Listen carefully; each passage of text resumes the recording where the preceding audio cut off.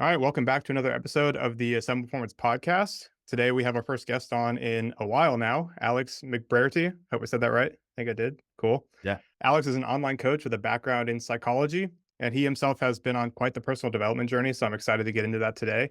He has a bachelor's degree in psychology from the University of Michigan. Is that correct? Good Yep. deal. And he's the founder of A-Team Fitness, where he's helped countless people from all over the world reinvent themselves and change their lives. So, Alex, welcome.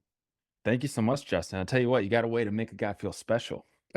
You've got quite the resume. So not that hard, not that hard. So yeah, I'm really excited to get into the psychology motivation piece because as you're well aware, that's where it all starts and ends. That's the most important piece, whether it's behavior change for fat loss or, pushing performance in powerlifting, endurance sports. It's pretty much all in our minds, right? Even down to hydration.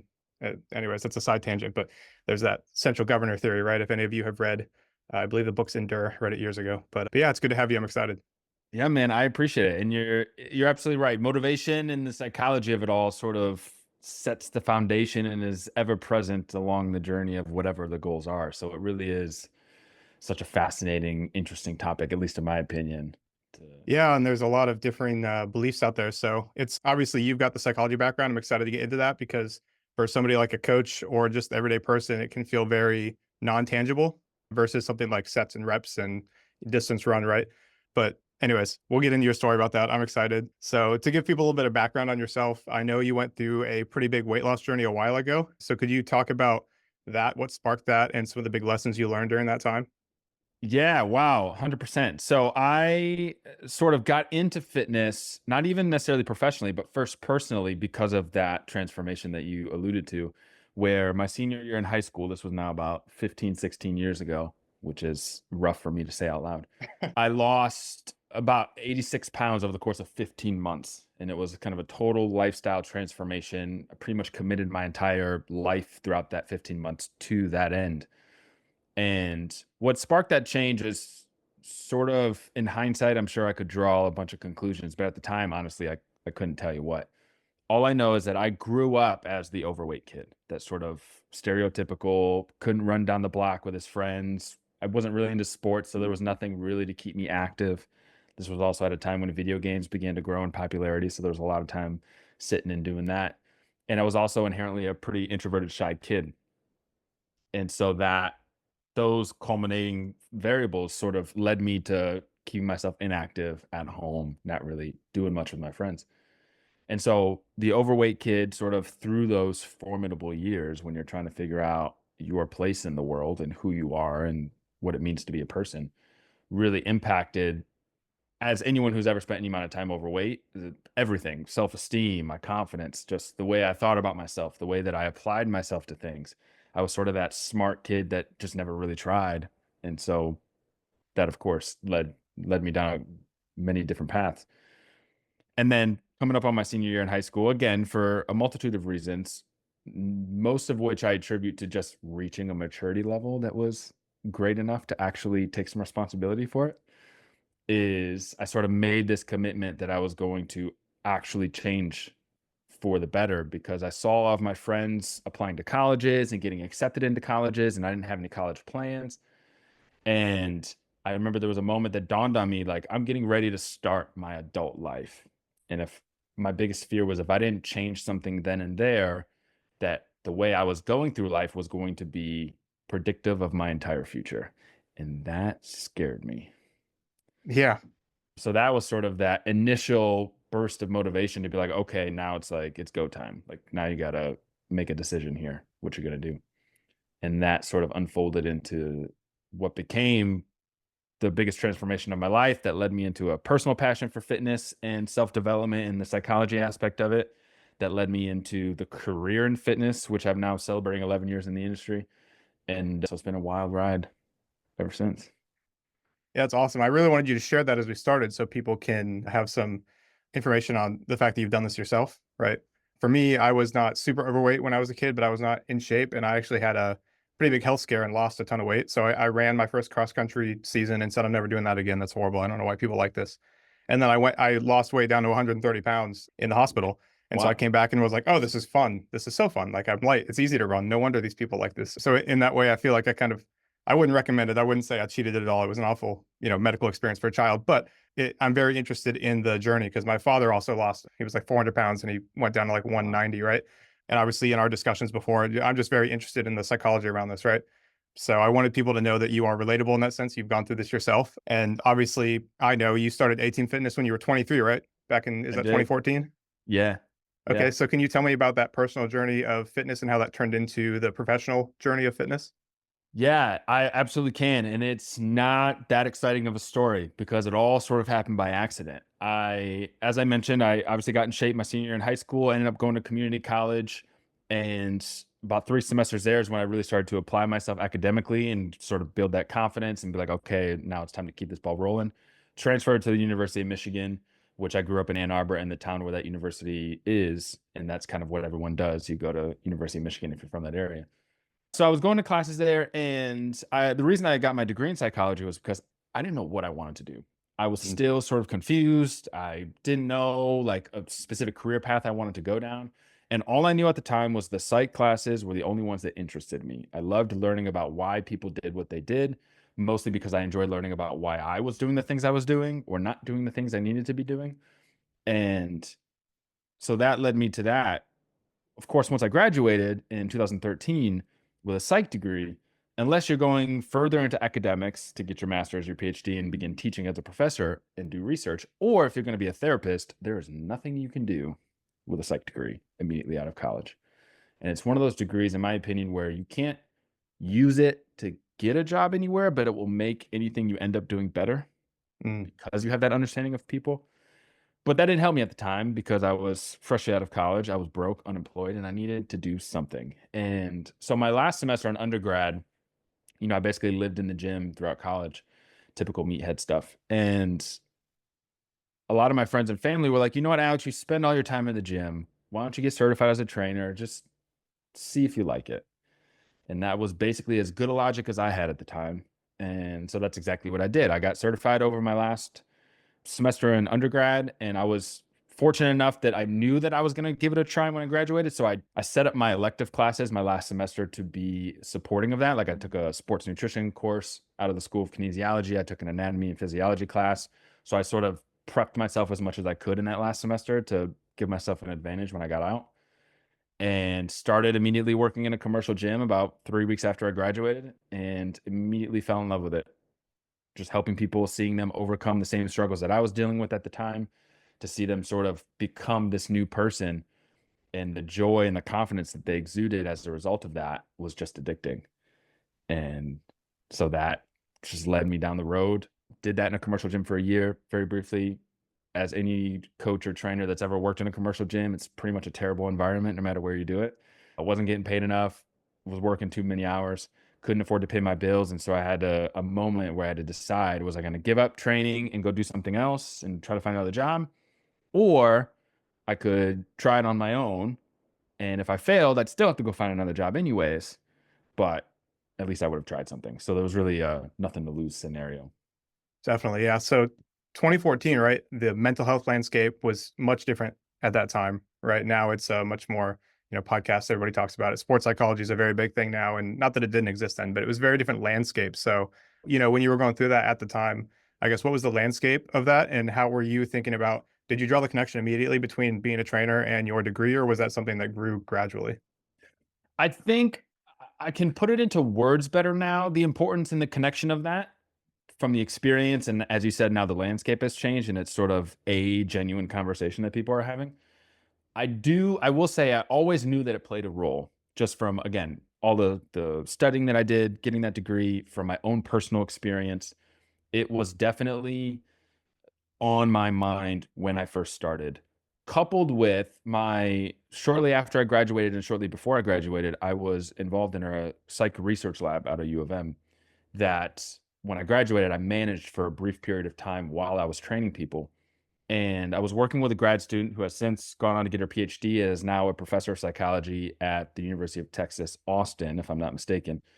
And she worked secondarily to Carol Dweck, which is a name, if you have any familiarity, or if the listeners rather have any familiarity with fixed versus growth mindsets and that whole topic, Carol Dweck was the professor out of Stanford out in California who essentially discovered those two distinct mindsets. So I feel very fortunate that I was sort of contributing to the research body when that was newer, and the stuff we were doing, we were sort of supporting the work she was doing in California in U of M in Michigan. And so being in that environment, talking about the difference between these fixed and growth mindsets and how it applied to performance and how it applied to people's behaviors and their actions in a variety of contexts, academics, health, their social life, etc., really kind of planted the seed in my mind that as I started working with people and seeing these research principles actually come to life, it sort of has always been the undertone of how I've helped people. And can you give people a brief summary if they aren't familiar with fixed versus growth? I know we could probably talk about it for a long time, but if somebody's sitting here like, I've never heard of that before, what is that? Yeah, absolutely. So before I explain the difference between fixed and growth mindset, it's important to understand what a mindset is. So we essentially have a series of thoughts and beliefs as we're going through the world, our experience of the world. And so the things that we experience through our five senses, our sight, sound, smell, touch, etc. That's all, I like to think of that as raw data, right? That's just coming in.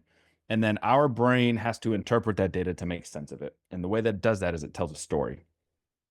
And that story influences the thoughts we have about an event. It influences then the consistent pattern of thoughts that we have, influences an overarching belief that we hold about ourselves and the world and our place within it. And then mindset is sort of, if you think of it as a pair of sunglasses, it's a lens that sort of influences the direction of those thoughts and those beliefs. So if you put on rose tinted sunglasses, everything has a hue of red to it. Or if you put on blue tinted, like, whatever, everything has a tint of that color. And so these mindsets, growth versus fixed, are sort of different lenses that we can be wearing that influence how we interpret everything around us. And so a fixed mindset, very briefly, is essentially the belief, the internal belief that our skills, our traits, and our abilities are fixed at birth. So a good way to think about this easily is if you've ever made the comment about someone or about yourself that you have a natural talent for something, you're naturally good at something, this is like fixed mindset in its fullest form. It's that person was just born with that talent, born with that skill. They're just naturally good at it. And where this sort of falls flat or it becomes troublesome is because our traits, skills, and abilities are fixed. When we're good at something, we tend to stick to the things we're good at. Because if we're bad at something or if we fail at something, then it becomes indicative of a character flaw. Now we're not good as a human being or as a person, or our self-worth isn't great because we're bad at this task. And that then tells us that we're just always going to be bad at it. And that leads to a number of problematic behaviors. One is we're seldom get out of our comfort zone. We all know people like this. We stay very tightly into what we know and we don't go outside of that. This could be in our behaviors, in our activities, in our beliefs, in the conversations we have, and the ideas that we think about. If something makes us uncomfortable or is new, we don't do it. But the other problem with a fixed mindset is it leads us to compare ourselves to other people.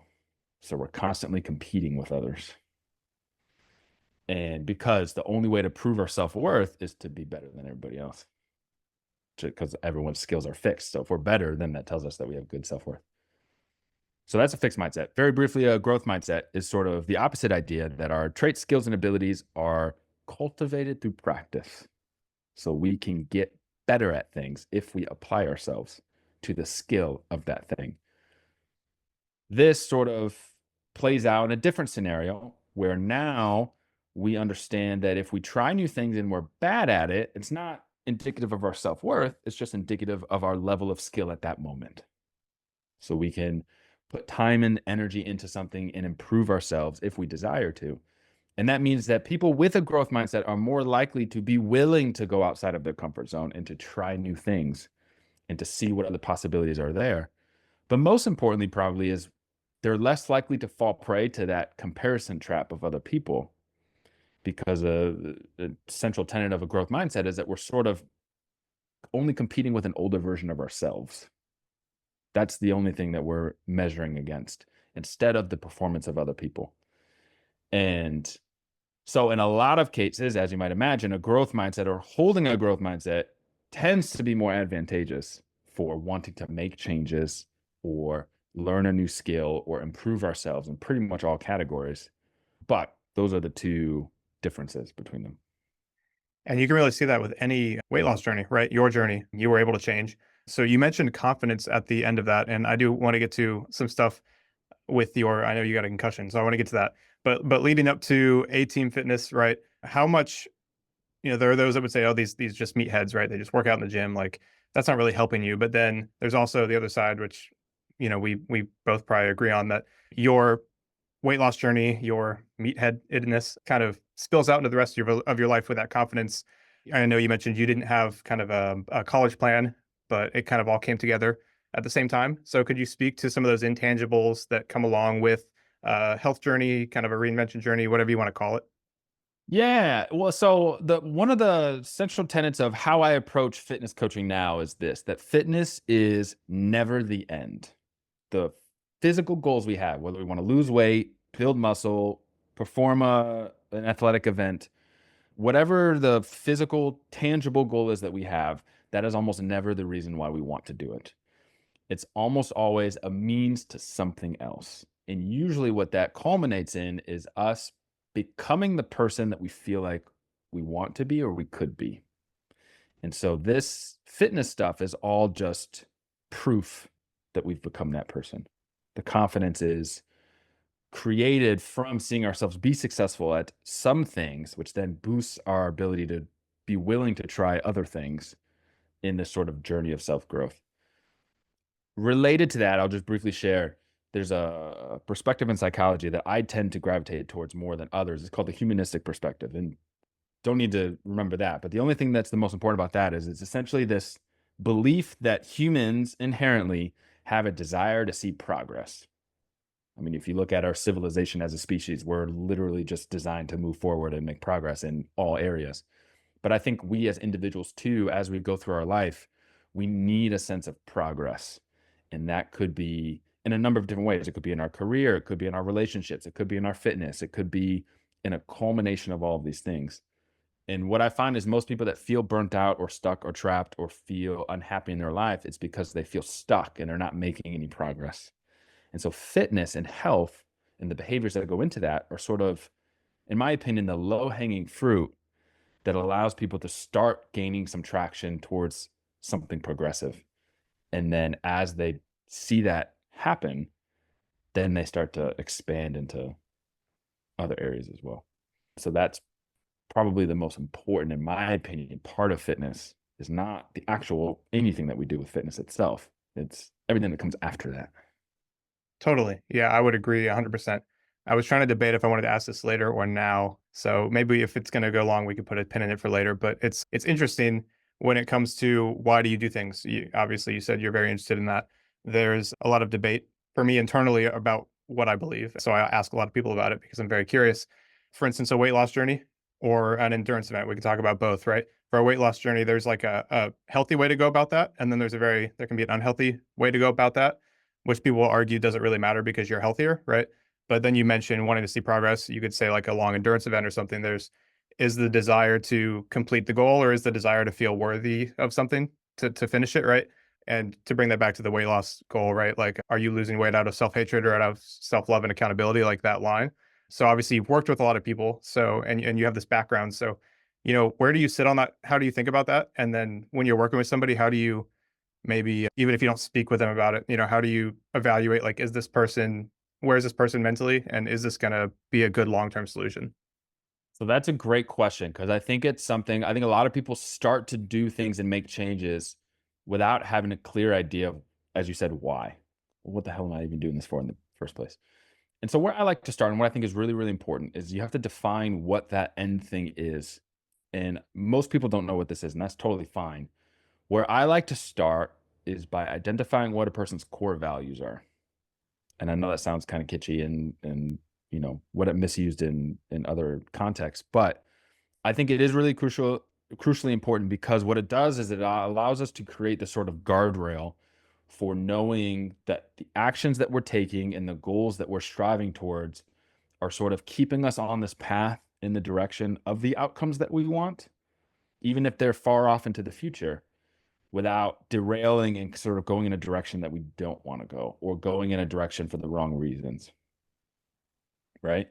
So a good example of this, just personally, I'll share is my sort of some of my top core values. One is personal growth and self development. Another one is freedom. That could be freedom of my finances, freedom of my time, being able to do the things I want to do when I want to do them, and then connection. Those are my three of my top 5 core values: connection to other people, connection to myself, etc.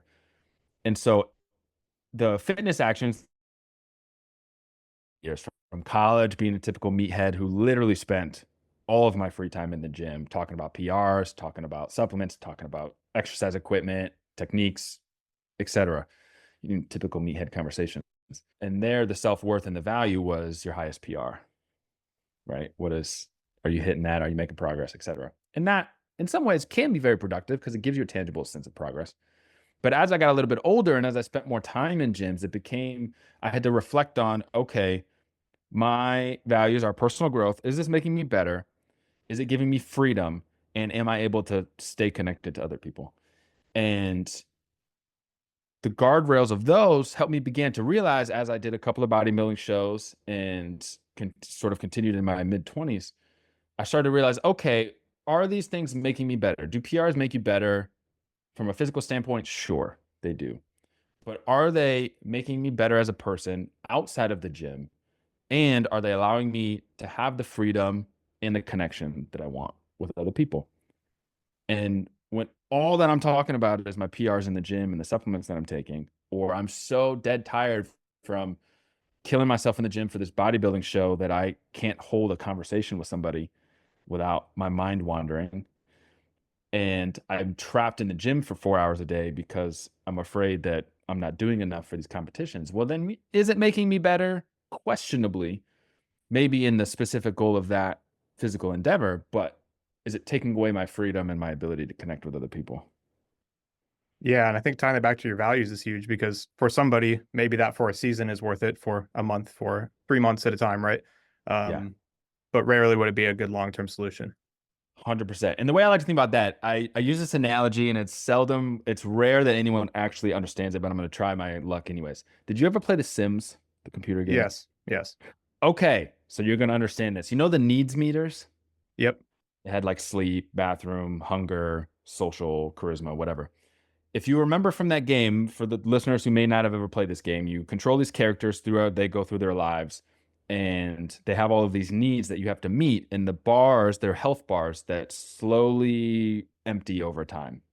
And you have to make your character do certain behaviors to refill these meters. And the whole purpose of the game is just to juggle their needs and like make them do a bunch of different things so that all these health bars stay in the green.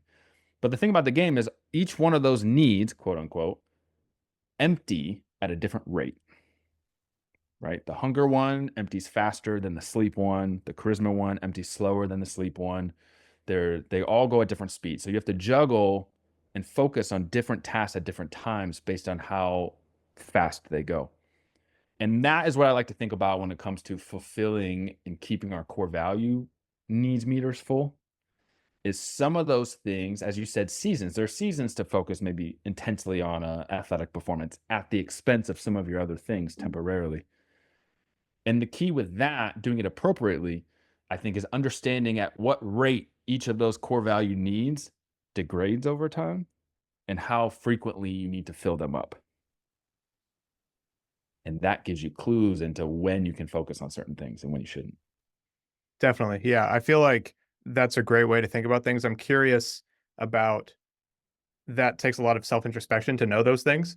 And obviously when you started, when you lost weight the first time, you probably had no idea, right? So is there an element to build the bridges you walk as well?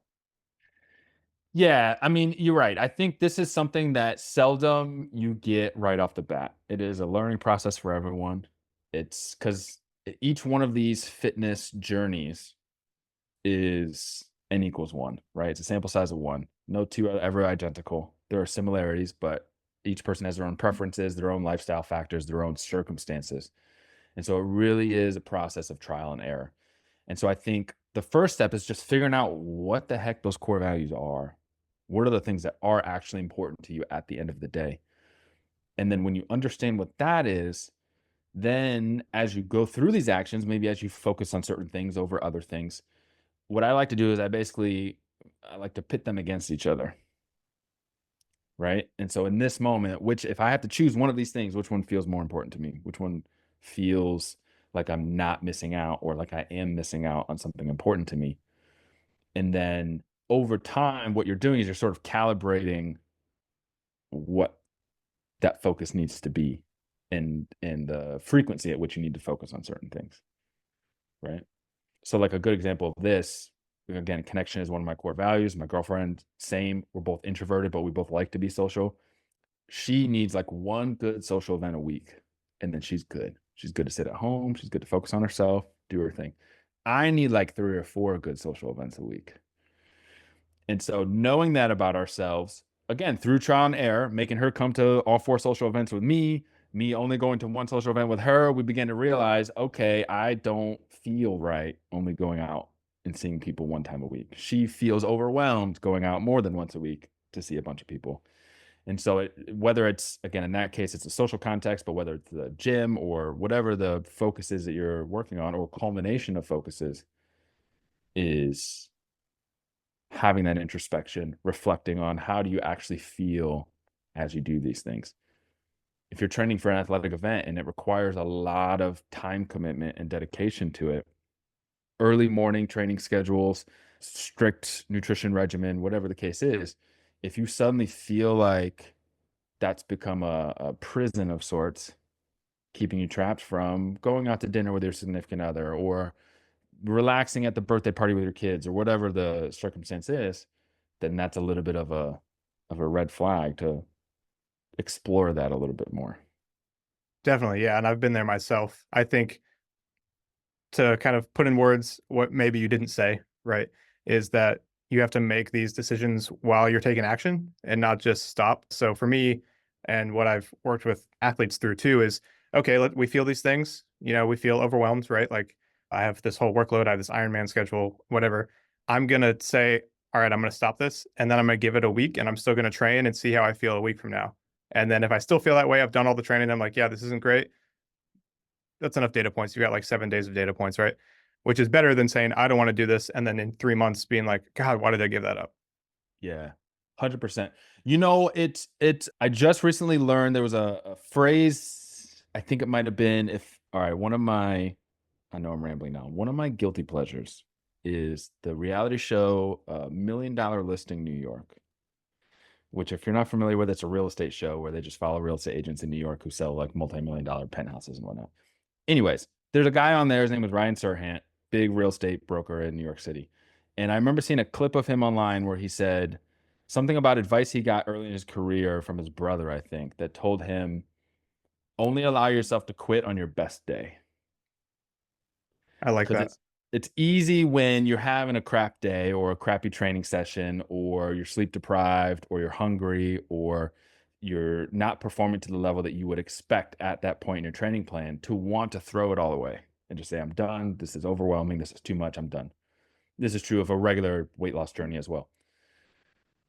But anyone wants to quit on their bad day, right? But if you can have a day where everything's going right, you crush the PR for the race, your training plan is going well, you feel good, you feel competent at whatever it is you're doing, and you're still like, this just doesn't feel right. This doesn't feel like it's for me anymore.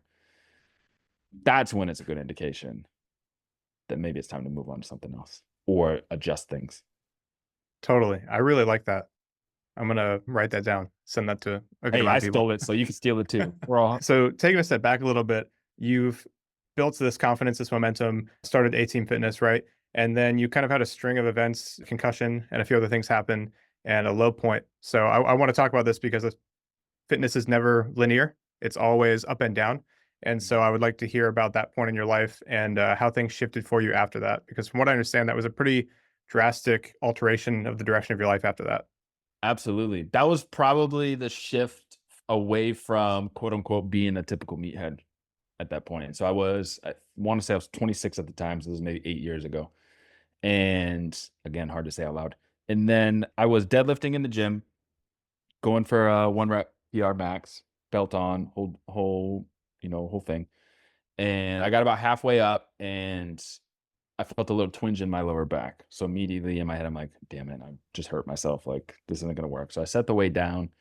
And as I set the weight down, I realized if I keep bracing my core, it keeps my back from hurting. So I'm like, all right, let me keep bracing, get to a point where I can like evaluate where I'm at.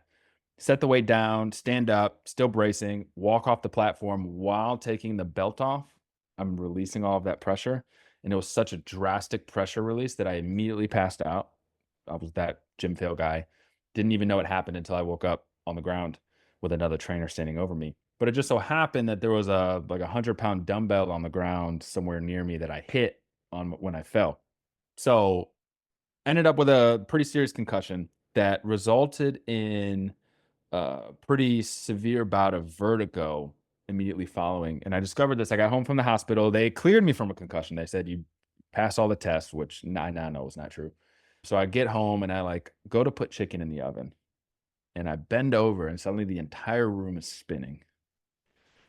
And whatever happened, if my head wasn't completely vertical, the entire room would start spinning.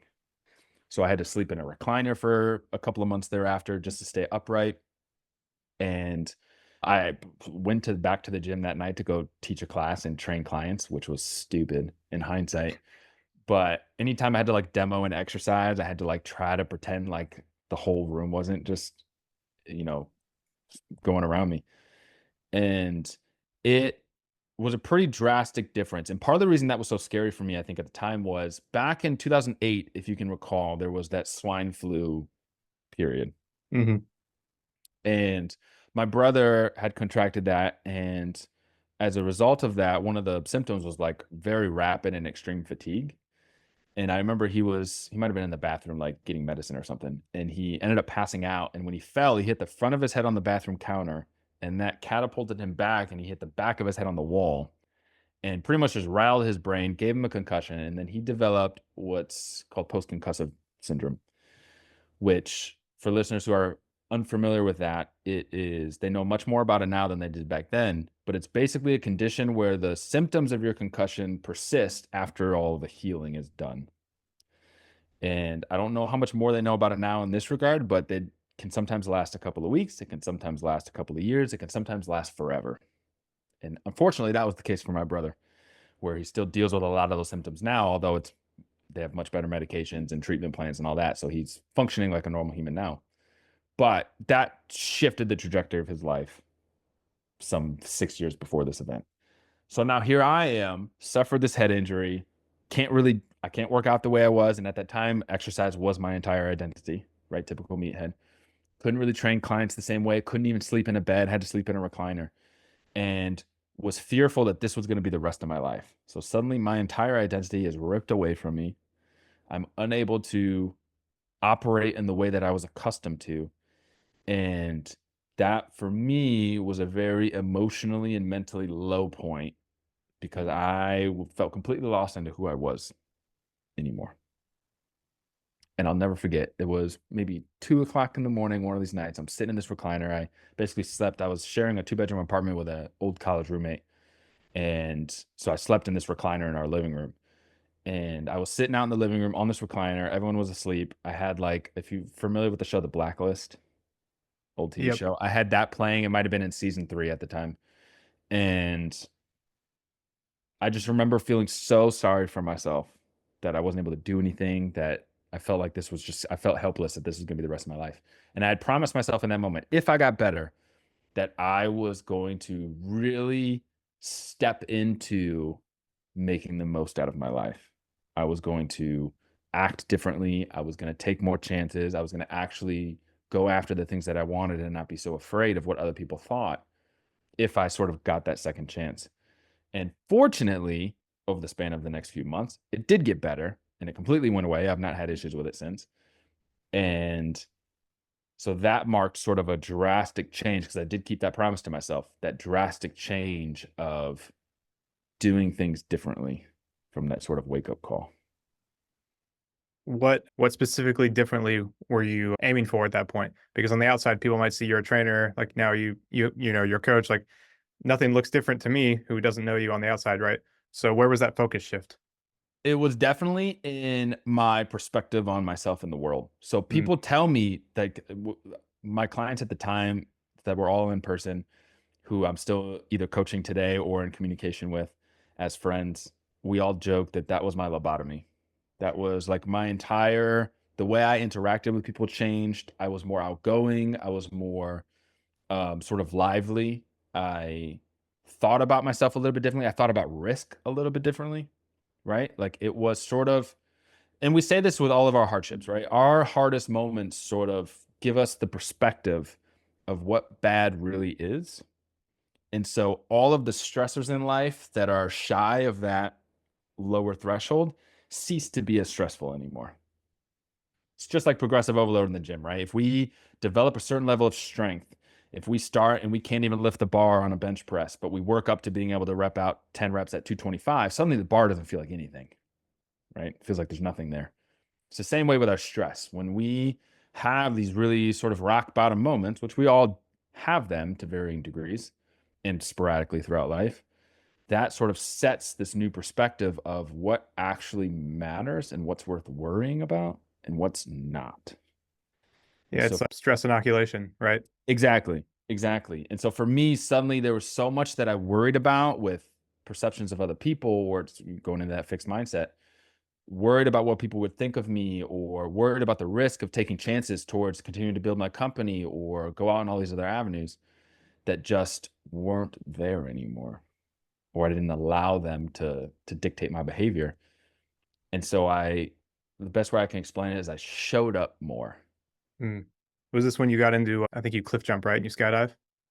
Yeah, well, so I had skydived. This I actually went skydiving before this had happened. Okay.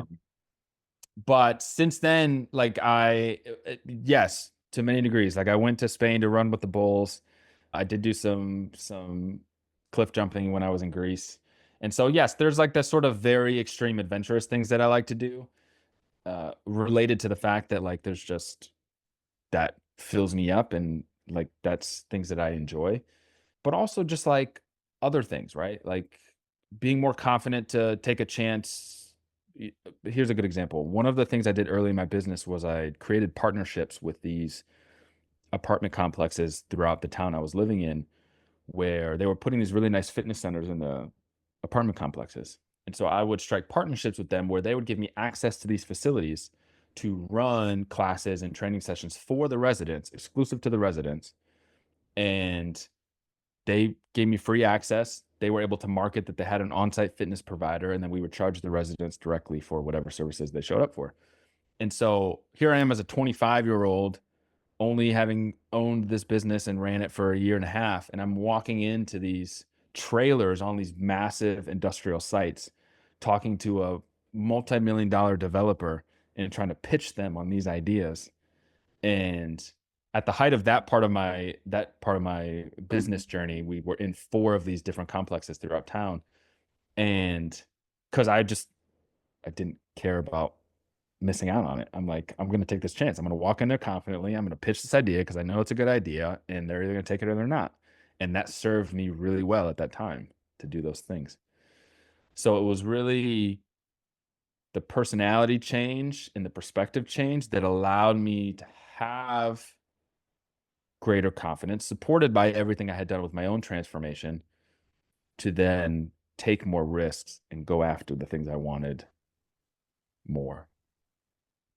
So when you made those shifts, this is back to the growth mindset, right? Certainly, a lot of people may experience this, but maybe it fizzles out, or they have that. Maybe they get back to their desk job, and kind of the negativity of the world weighs down on them. And oh yeah, that was a nice idea that I had, after my maybe near death experience or medical event or whatever, right? But that's not how the world actually works, and so I need to come out of the clouds a little bit, right? So could you speak to maybe that person and how you've kind of used that to transform where you're at now versus going back to the way things were before? So this is a great point. That's sort of fizzling out because this has happened to me a time or two since then as well. There are times where maybe business was going really well or I felt really confident and I sort of get into that mode of complacency, right? Which is easy to do when things are going well, where we just kind of coast and we're like, all right, everything's good. And I think what it is we make the mistake of thinking that because things are good now, things are always going to continue to be good. And I remember, I forget where I was reading it, but they were talking about the concept of entropy, which, not to get too nerdy, entropy, of course, for listeners, is this idea that systems always default to being more chaotic over time. And the specific context in which they were talking about this, I think, was with relationships, right? So your relationship with your significant other, with your parents, with your friends, oftentimes we see this. We go out of school, we stop talking to our friends as much, we grow distant, we grow apart, we wonder 15 years later why we're not still friends anymore. And it's because our relationships require effort for them to continue to thrive. And just because they exist now in a good state, if we stop putting effort into it, entropy takes over and it slowly starts to dissolve. And I think to avoid the fizzling out motivationally for me was sort of that perspective change, that in the experience having been complacent in the past and seeing things start to deteriorate after they were going so well, is this sort of reality check that everything in our life that we have that's good, relationships, business, health, all of these things, if we do nothing, default to falling apart. And so there is no such thing as stability. Our stability and our health only exists so much as our effort into it equals the rate of decline. That's what stability is. And that for me was just, again, this reality check that you can't ever stop putting in the effort. What's Right. the popular thing is rent is due, right? Nothing is owned, Right. it's always rented. 100%. 100%. Because it will default to going away. And that's true of everything in your life. I have a quote from your Instagram that I want to pull up now because I'm curious that, again, everything is nuanced, right? It's frustrating because on social media, people like to one way or the other. So somebody takes something and runs with it to the extreme. So I 100% agree with what you're saying. This quote is, you can achieve more by doing less. Killing yourself in the gym or the kitchen isn't the answer. And I ask that now because somebody might hear you say that and say, oh, okay, like I just need to dial this up to 10 all the time because it's going away. It's never here. So I can never stop working on it, thinking about it, and obviously that doesn't take nuance into account in life, right? Right. It's interesting because I think when we get really passionate about things, again, this could be our training plan, this could be our business, this could be whatever. We want to go 110% into it. We want to do everything imaginable. We want to do every workout. We want to do, follow every nutrition protocol. We want to optimize every single variable. What I think happens is we fall prey to putting in so much effort, or falling into the trap of thinking that more effort is always going to equal more results. But what ends up happening is we put effort into things that don't actually have that good of a return, or don't make that. It might be a variable that loosely affects something, but not greatly. And so the effort involved in managing that variable doesn't equal what you get from it. But we don't recognize this. So we still kill ourselves putting in all of this extra work. And at some point, and I think everyone kind of goes through that to some degree, right? They start seeing themselves win, they get excited, they push the gas pedal even harder, they go, they go, they go. And then at some point they realize that's not sustainable, nor is it getting the degree of success that we want given the amount of effort. And so I think there is sort of a general trajectory of people's training journeys, health journeys, whatever, where they are sort of going above and beyond. And then they get to that burnout point where they're like, all right, that learning period where they're like, this is not sustainable anymore. This is not, I can't keep this up if I also want these other parts of my life, or if I don't want my body to deteriorate. And so at that point, and the purpose of that quote is this sort of understanding that we all come to at some maturity level in our training journey, where we realize, okay, there are a few fundamental things that we have to do. And if we do those things, it's going to give us the majority of our results. And so the optimizing stuff can be great. It can be fun if we want to nerd out on that. If we want to put a little bit during that season of time where we want to put more into our training plan, fantastic. Go for it.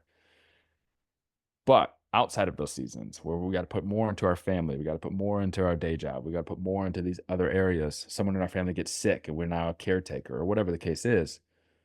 It allows us to understand that as long as we're covering those fundamentals, we're keeping entropy at bay, right? We're preventing ourselves from deteriorating, maybe even making some more sustainable progress, albeit slower, but we don't have to kill ourselves in the process. So then how would you compare that to, you mentioned a stress level and having a baseline stress level, and you compare that to everything, and work is the same, would be the same way, right? So somebody might say, I'm burnt out, and somebody else may come in and say, you just don't have a good litmus test or baseline for what actual work is. That's something that somebody might post on Instagram motivationally, right? And to give an example that's not work wise, fitness wise, when you started, right?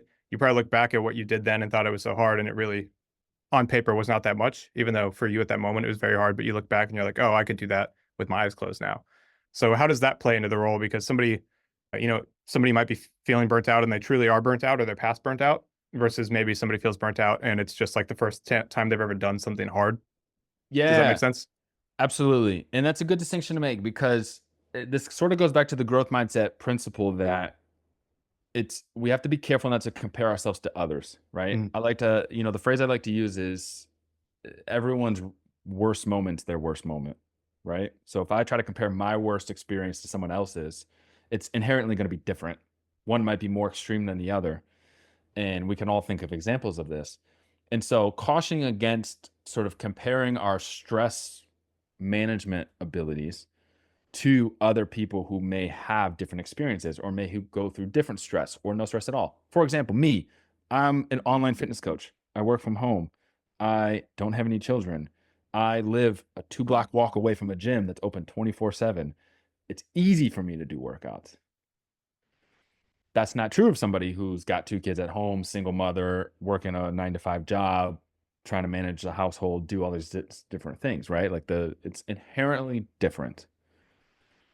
And so I think the important thing to keep in mind for figuring out the nuance of this, right, which I believe is your original question of how do we tell when we just need to push a little harder? How do we know when we need to take a step back? Like, how do we measure and gauge all of that? One thing that can be really helpful is this idea of self efficacy, which, for those who might be unfamiliar, self efficacy is this psychological concept of it's our confidence level in ourself to achieve a goal that we've set. In self efficacy, what goes into our level of self efficacy is 4 different variables. One is our emotional state. So, going back to the talk about mindset and it being a lens of our thoughts and our beliefs and how we interpret things, there's work we can do to sort of default our mindset to be a little bit more optimistic versus pessimistic. And so that helps us navigate tough and negative situations better so that we're more productive. We, don't fall into disarray as easily. So that's one. The other one is past performance, knowing that we've been successful at other either similar or even different challenging circumstances, which is that stress inoculation, right? If we've been through worse times, that gives us perspective. If this may be the worst we've ever been through, that will give us perspective, right? But that gives us confidence that we've done something like this before, or that we can handle what's coming. And so, with that one in particular, as you mentioned, someone who maybe has never been through something hard doesn't have that to fall back on as sort of proof that, like, hey, I can do this. And that does make it more difficult, but that's why the other 2 variables are even more important in helping them manage their emotional states. The third is vicarious experience. So, seeing somebody else who we can relate to do the same thing or something similar. This is why role models are important. This is why it's important to understand who you're following on social media and why, because all of that plays into our levels of self efficacy. Now, the important thing about that is it's got to be someone who we feel relatable to. I'm not going to compare myself to The Rock because there's so much in between that and me that, like, I can't feel related to that. But the fellow trainer that I see at the gym every morning who's in the same boat as me, that I see myself in that. And so if I see him overcome a challenging circumstance or whatever, that sort of gives me hope that I can do the same thing. Right. So this is why community is important. This is why having other people around you who are supporting you, that's the impact of that. It gives us that good vicarious experience. And then the last one is encouragement, some sort of verbal encouragement. And this is why, obviously, hiring a coach is so important, but also just having a support system of people who, when we feel like we can't do it, maybe we don't have past performance to go off of, or even if we do, maybe we don't have a relatable role model, or even if we do, if we're managing our mindsets, or even if we're not, we have somebody there that we trust that's just like, hey, You can actually do this. Like, this isn't impossible. It feels that way. And it's going to be hard as shit, but you're going to be able to do this. And if we are able to align those 4 variables, that is going to give us the best chance, regardless of what camp we're in, whether we are someone who's been through a lot of hard stuff and we need to take a step back, or if we've never done anything hard, and this is sort of our first foray into acknowledging that, is going to best prepare us to know what to do next. For somebody who's feels stuck where they're at now, speaking on that growth mindset and on just what you said, I don't know if I can do this. Can you talk to the importance of setting some goal, whatever it is, right? Fat loss, athletic, whatever, that feels almost scary or just out of reach and not something that you feel like, oh, I can 100% do that. Like, I'm going to lose a pound in 10 months. Okay. Like, Yeah. yeah. So this is important. And what we're talking about now is stretch goals. Stretch goals are ones that feel just barely out of reach of what we could currently do. And I'll give you an example of this. He's probably going to laugh at me later when he hears this, because I'm going to send it to him. But I have a client now who I've worked with since 2019. And when we first started, his main goal was weight loss. He's a competitive ballroom dancer, and he wanted to get in shape and sort of do some cross training for his dance competitions. And he was on top of it, tracking all of his eating. He was making the good eating habits. He was in the gym following the plan. Like, I didn't have to worry about him ever. And we're still training now to this day, but the training looks different. And now he struggles to log his food as much. And he struggles to keep up with some of those consistent habits. He skips workouts more frequently than he did back then. And when we talk about it, the response he gives me is because he's like, oh, it's easy. I've done it before. I know I can do it. I'll do it anytime. Like, I'll start tomorrow. And then he never starts. And this is the challenge to your point, Justin, about goals being too easy, is if we can do them at any point, we give ourselves all the time in the world to start. But when we can set a goal that's just barely out of reach, the ones that sort of make us a little uncomfortable, like, I don't know if I'm going to be able to do that. That presents a challenge, but also a little bit of novelty. Like, can I do that? Will I be able to do that?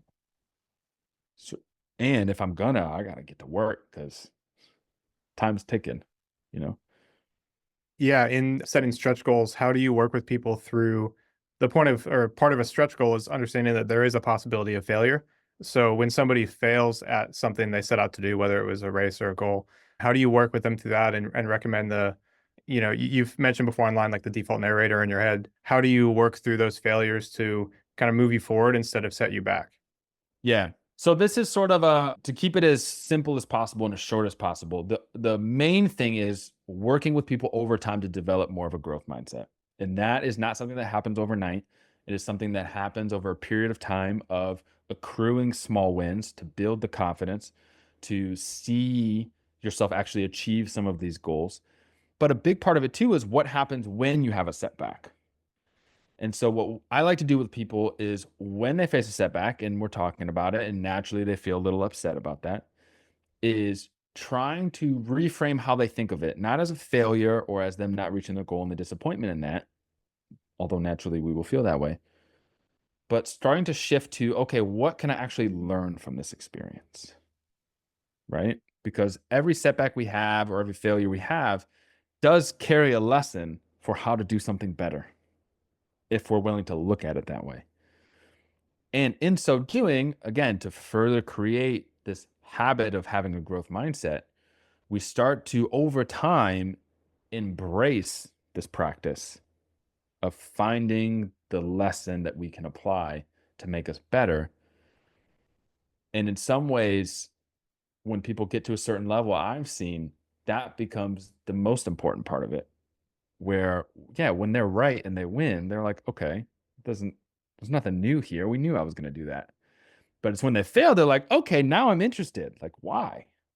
Getting curious, I guess, is a good way to summarize that. Getting curious about why things are going wrong. And again, as part of that growth mindset, when we're able to separate our self-worth from our performance, we give ourselves the freedom to ask those questions. Because now we're not questioning our self-worth. We're just questioning the plan that we had at that time and the execution that we had at that time. So there's a quote I like that to look at the mountain and envision climbing the mountain is very different from climbing the mountain. I messed that up, but that's the gist of it, right? Yeah. So if somebody's listening, that's a great podcast slip, and I definitely agree with it, but it's very different when you're living it, right? It sounds very easy to sum it up in a sentence, but when you're actually in it, it can feel almost like you hit a breaking point. So is there a psychological term for that? The difference between kind of envisioning something and summing it up like that versus the lived experience, which is sometimes horrible, right? It feels awful in the moment. Yeah, I mean, it's there's so many factors that go into that. I can't think of the specific term for it off the top of my head right now in this moment, but it's sort of, I've fallen prey to this as a personal example of seeing something that looks easy. Especially this is where it's troublesome too, and this is where the role models is important because when we look at the best athletes in their sport, they make it look easy because they're that good. But then we get this sort of false sense of like, oh, anybody could do that. I could do that, no problem. And we try, and we're like, holy shit, that's not easy. And so I think it is important to understand and recognize that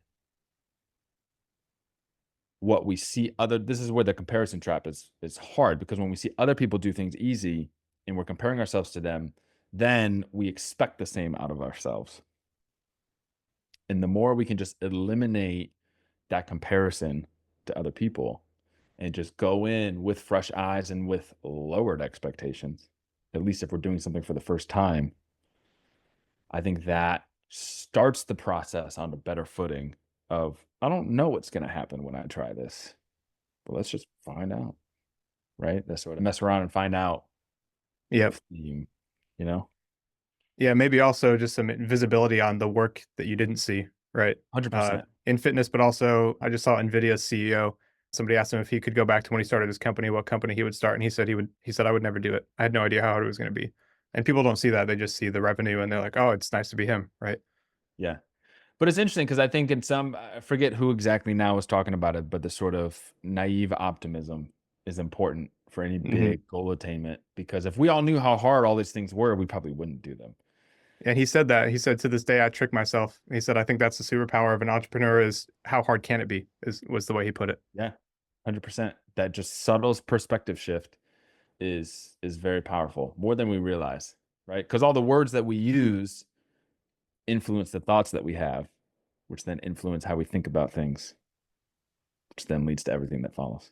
My sixth grade teacher had that on the wall. The thoughts become or feelings become behaviors become actions, whatever, however it goes, right? Yeah. So I know we're kind of coming up short on time, but I did have a quote from your Instagram. I wanted you to I liked it because it puts things in perspective for people that might not be sold on the mindset. If you're still here, hopefully you are. But I would like to hear your maybe expansion on this. Every FDA approved drug is compared to a placebo. If the strength of our mind is one of the standards by which we measure the effectiveness of every drug on the market, what does that say about the power of our mindset?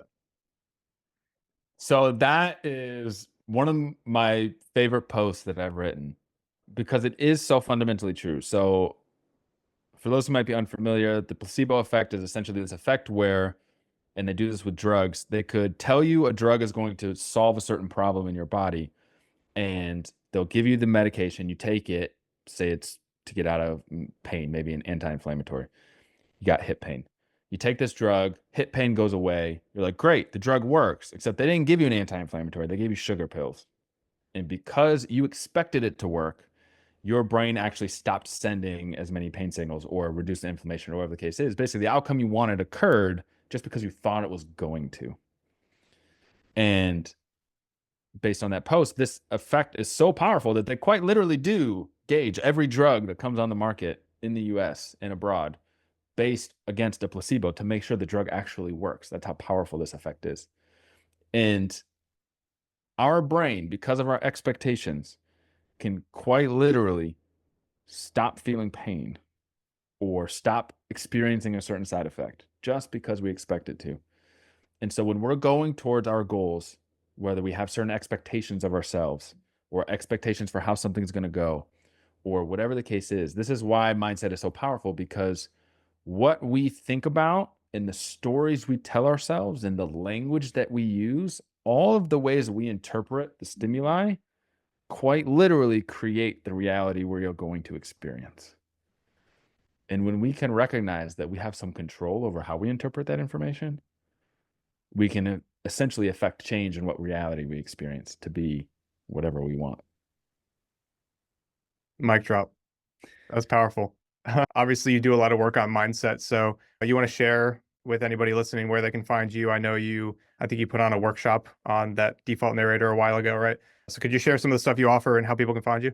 Yeah, absolutely. So I did recently do a mindset makeover workshop, battling and reframing negative thoughts, with some practical tips for kind of how negative thinking works and how to start shifting your mindset to be a little bit more optimistic and positive.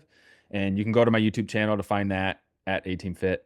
If you're really interested in the sort of fitness psychology and just psychology in general, whether it's for your health, your fitness, or outside of that, just relationships, life in general, best place to go is to my newsletter on Substack, ateamfit.substack.com. Free newsletter. You can subscribe, publish to it every week, where I sort of take lessons from everyday life experiences and explain the psychological applications of it and how we can take those principles and apply it into our own life. So I definitely check that out. Of course, I have tons of written content, tons of articles about all of these concepts on my website, ateamfit.com. Basically all things 18 Fit. Good deal. I'll put all the links in the description too, so people can just click. Awesome. I appreciate it. But yes, I give so much free content, so much free stuff about all these concepts. Definitely worth checking out if you're interested in these topics. Awesome. Well, Alex, thanks for coming on and hanging on for a few more minutes. Apologies if you had a call or something to get on, but yeah, it was really good to talk to you. And as always, I never get through all of my notes, and this went way faster than I thought it would. So, that's what happens. But thank you for coming on. It's good to talk to you. I appreciate you, Justin. Thank you so much. Yeah, of course. Thank you so much for listening to today's episode. Alex was awesome to talk to, and I really hope you got some great insights from his discussion. All the links that we talked about are going to be in the description below, as well as links to all of the ways to contact me. If you have somebody you'd like to see on the podcast, if you want to be on the podcast, or if you have follow-up questions, you can hit up Alex on Instagram if you have questions for him. And otherwise, I will see you guys in the next episode of the podcast.